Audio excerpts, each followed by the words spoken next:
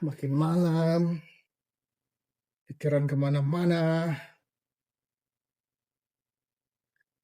Halo guys, jadi kalau lo tahu itu ada di tahun 2008 satu RUU yang statusnya tuh mirip kayak mantan yang digantung gitu aja.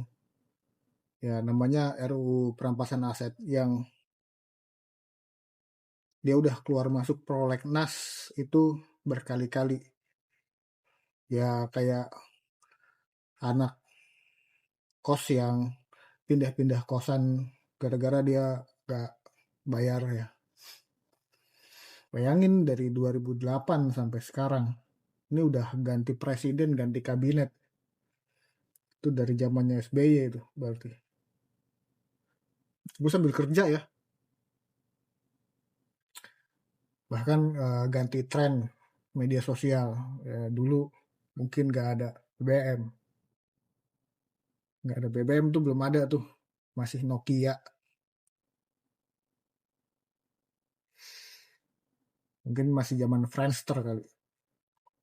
Sekarang udah ada TikTok. Udah ada Instagram. Orang udah pakai AI. Ini RUU sama sekali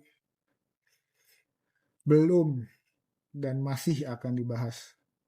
Sama kayak teman kita yang selalu bilang, tenang, tahun depan gue nikah. 15 tahun kemudian ya masih jomblo.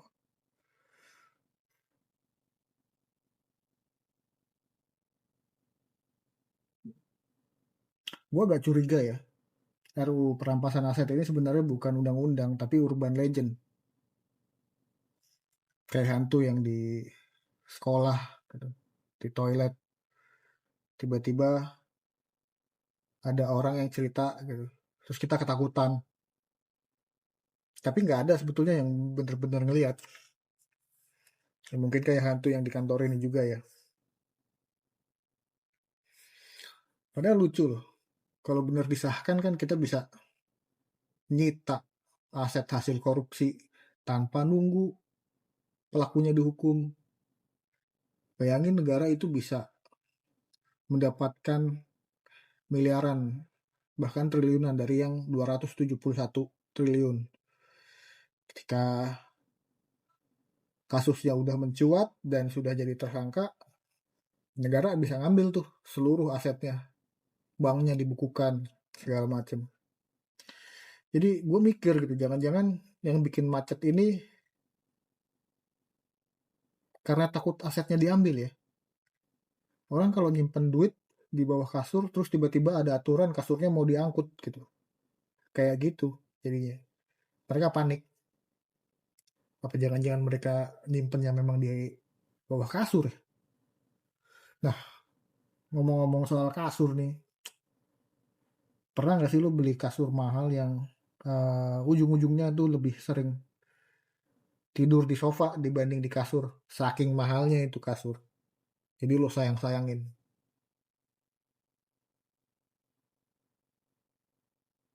Negara ini banyak aturan gitu. Tapi ya banyak yang nggak dipakai aturannya.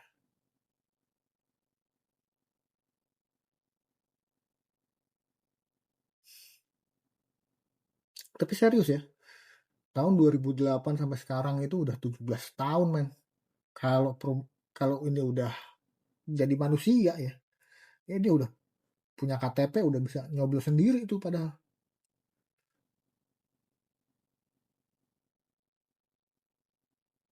Ya kalau balik lagi ke mantan, kapan aku disahin? Masa di PHP-in mulu? Ini kayak hubungan toksik yang negara bilang aku sayang kamu RUU gitu. Tapi RUU-nya jawab kalau sayang ya disahkan gitu. Tenang nanti aku belum siap. Klasik gitu ya.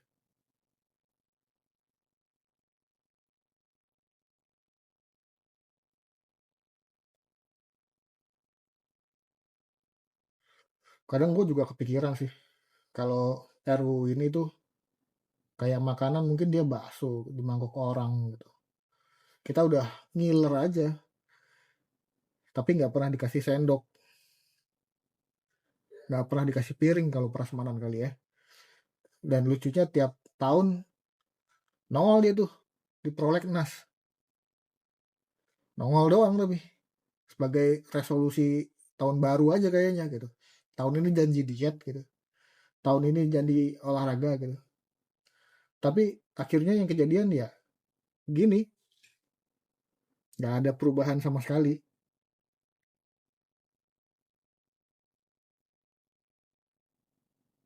Padahal kalau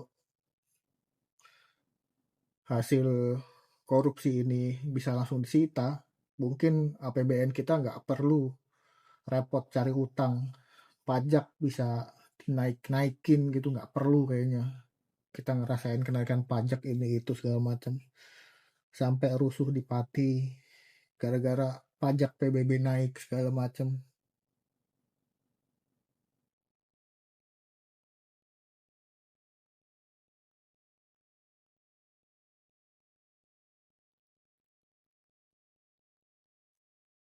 Bayangin tuh 271 buat subsidi atau buat bikin kota juga itu lebih dari cukup ya.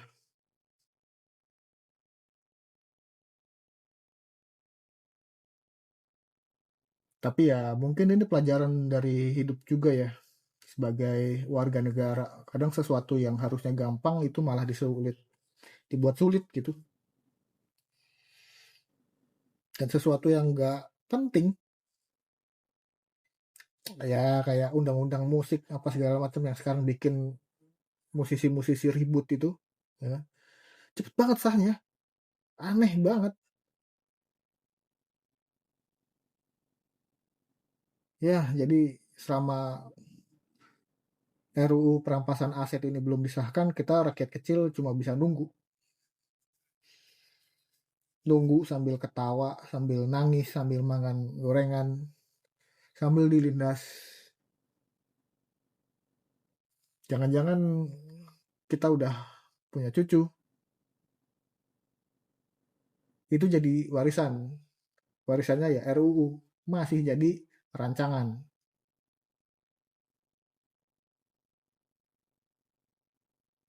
Ya itulah yang di pikiran gue saat ini ya. Kacau banget.